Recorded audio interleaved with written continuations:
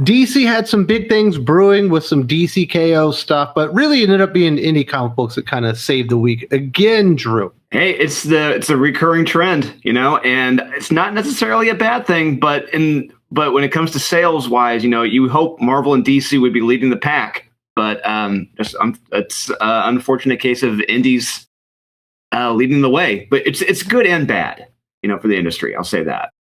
It's not a bad week. We've got 5 or 6 comic books that we're going to recommend here, but it's not a huge big 2 week. Unfortunately, now before we get into all these comic books, I do want to remind you, the place to be is the 616 Comics, the home of the sickest exclusive covers you will find anywhere in the entire world. Go check it out on their website. There's a discount code in the video description.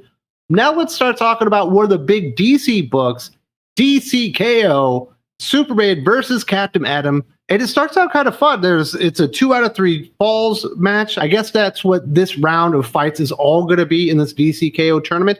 And once the first fall is over, they can return as any iteration, I guess, of their character, whether it be in the past or even in the future. And we certainly do see some futuristic versions of Captain Atom and Superman after the first fall.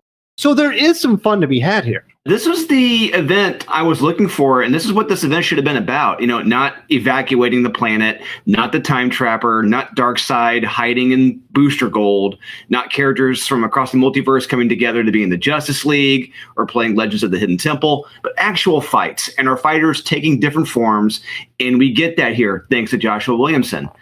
But before the ending of this book, what we see both these guys represent: Superman, for lack of a better term, freedom, and Captain America, order. We see how far Captain Atom is willing to go, but we do see that there are lines that Superman won't cross. They both want to win, mind you, but they're going about it differently. I am getting a little bit frustrated, or maybe even tired, of every character that goes up against Superman explaining to him that he's a failure because you haven't changed the world. And I understand, when it's coming from Lex, he's a villain. Captain Atom, he's been a villain in the past. And clear that they're trying to drive home that this is the point of view that people are looking at Superman through. And I totally get it, but I don't think they need to remind us every time Superman's on the page. I do think when they get into the third fight, that it becomes a convoluted mess.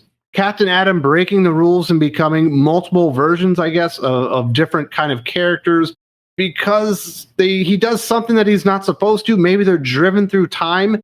And at one point he says he's going to hit Superman with an origin bomb. I don't even know what the fuck that meant. I don't even know what he was getting at. And what happens because of that makes no sense whatsoever. I think it was supposed to just be fan service, but I don't think anybody ever wanted to see that version of Superman anyway.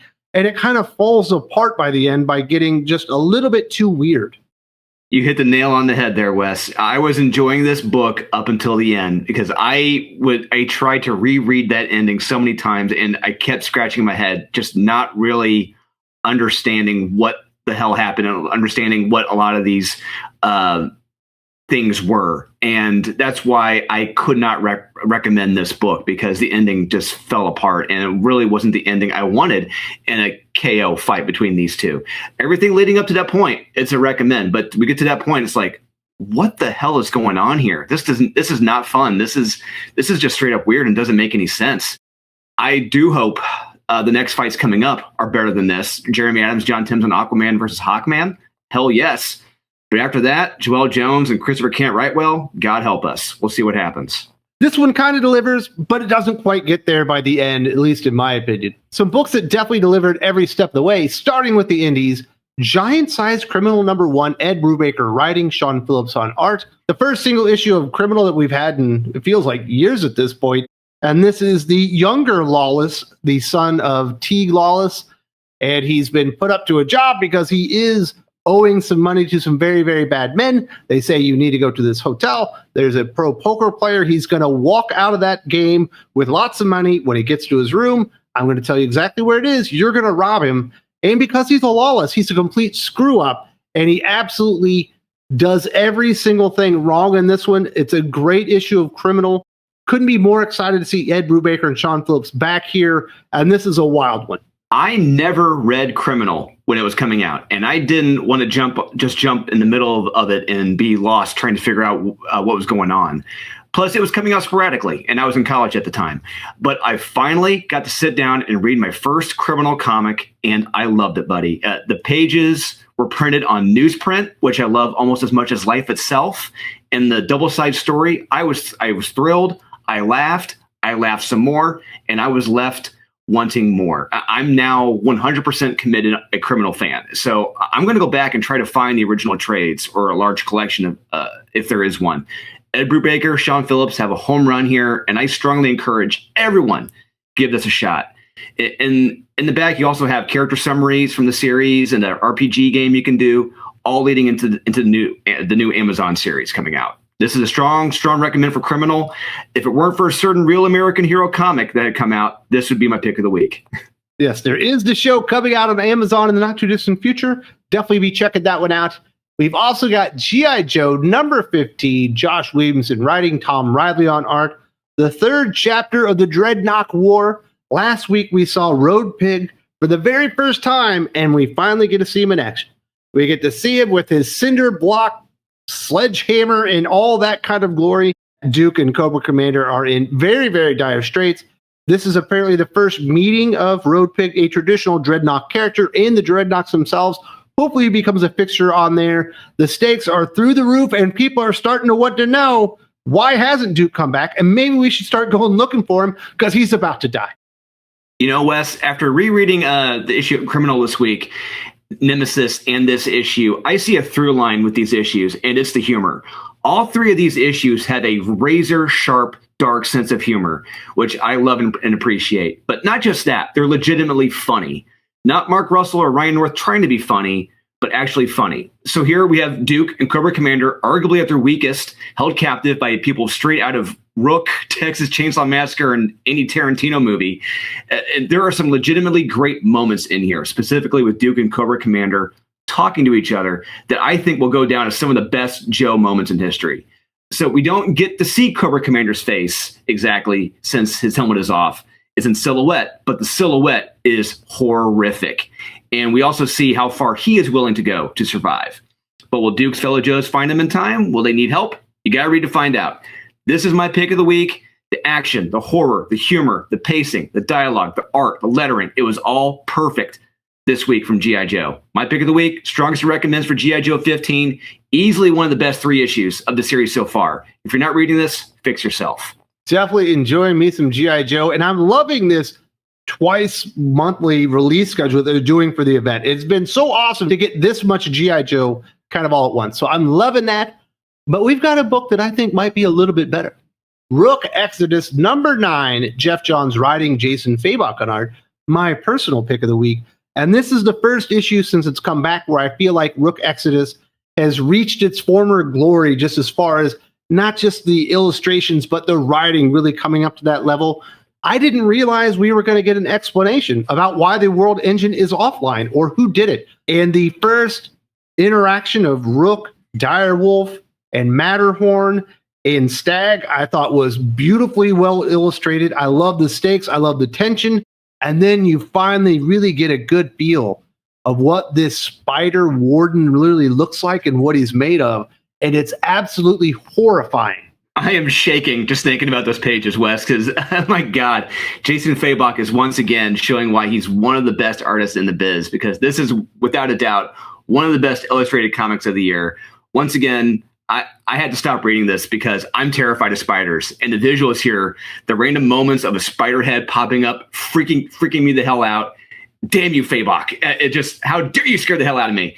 And yes, my series Unholy Nightmare involves a hero turning into a giant spider, so this comic did a good job of freaking me the hell out. Yeah, our heroes face off against a horde of spiders who also have the capability of disconnecting them from their animals they represent. Will they survive? Will it be nasty and scary? Yes. Hell yes, it will be. Obviously. Is this a strong recommend? 100%. Definitely my pick of the week. I was so happy with that issue, but it's the visuals. Jason Fabok really, really brought it home. Our final indie comic book recommendation, Nemesis Forever, number 4, Mark Miller writing, Matteo Scalera on art. When we last saw Nemesis, he was in a no-win situation, surrounded by German special forces as he was trying to use some type of biological weapons against the people to create more distrust and sow more seeds of chaos throughout the world. He's somehow able to get out of that one. I couldn't believe the way that it happened. I'm not sure exactly how it did happen. And then he decides to go and make a Faustian deal. But unbeknownst to him, his group has been infiltrated. And this FBI agent, she knows exactly what she's doing. And by the end of the issue, she thinks she's actually figured out who the actual Nemesis is. I thought this was a great issue, and Matteo Scalera absolutely brought it every single page. Nemesis, captured by the German police. Will he make it out alive? Also, if he does, how far is he willing to go to get what he wants?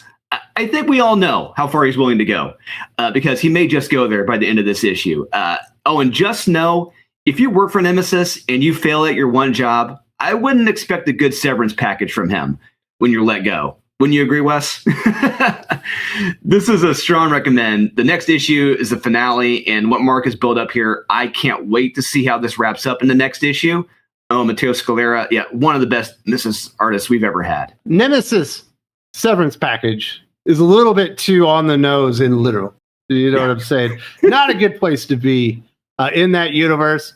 We do have one book to recommend from Marvel Comics, and I'm pretty shocked about this one. Hulk Smash Everything #1, Ryan North writing, Vincenzo Carraccio on art. I'm not going to tell you this is the deepest Hulk story in the history of the world. It's not the deepest Doctor Strange story in the history of the world. It's literally Hulk being angry and trying to smash and kill Doctor Strange, but it kind of works. If there's a character you can do that with, it certainly is Hulk, and he is going after him hard. I thought the moment with the frying pan was out of this world, absolutely hilarious. Ryan North doesn't normally do funny well, but that was a great moment. If you just want a book with Hulk smashing things and a little bit of magic in it, it's actually pretty darn good.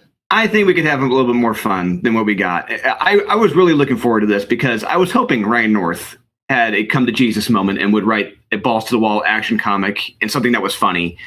If this were titled, if this comic were titled Doctor Strange verbally spats with the leader and on occasion the Hulk shows up, I would say that would have been the perfect title for this book.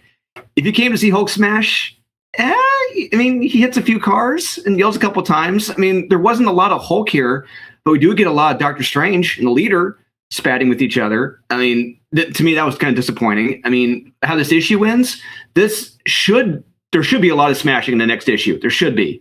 But if we're going to see Hulk living with the Flintstones and more of Doctor Strange arguing with the leader, this is going to be flagrant false advertisement. So I can't recommend this unless you love Doctor Strange. Jeez, Drew just doesn't know how to have fun anymore. How can you not like the moment where he brings the Hulk out by hitting him in the head with a fucking frying pan? It didn't. Honestly, we could comparing that joke to the other levels of humor that we've gotten from like G.I. Joe this week or Rook Exodus or Criminal.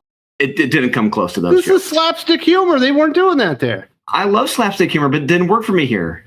Oh, gee, nothing works for you anymore. You just turned your heart off to anything fun. Yes, two sizes too small. I'm the Grinch this year. Absolutely. Now, we would recommend a book from DC, but they didn't quite deliver with anything. There were a couple that were almost there for me, like Superman versus Captain Atom, Batman, and DC KO Night Fight #2. But for one reason or another, they just weren't recommendable. And others like Batgirl, Birds of Prey, Poison Ivy, Absolute Green Lantern, just avoid like the plague. But the art in Night Fight is probably worth the price of admission. Yeah, Dan Mora. Absolutely. That latter half of the book in black and white, loved it. But we're not done because you got some big news about some lethal ladies in our future. That is correct. Launching very, very soon for the first time in over a decade, we are doing a massive crossover event with all of Marant Michaels' characters. It is a battle to survive. And yes, there's going to be a lot of fighting. There's going to be a lot of blood. It's going to be a great time. And there'll be a lot of great, sexy covers, guys. Do not miss out on Counterpoint's Lethal Ladies, launching very, very soon. Written by myself, art by Andre Lunatic. And if you like stuff like this, but you want more of it, like, 2.5 hours in total, you do need to go over to Think Critical Patreon and channel memberships for the Hot or Not podcast with our good friend Jim. We have so much fun every single week. We hope to see you there very, very soon.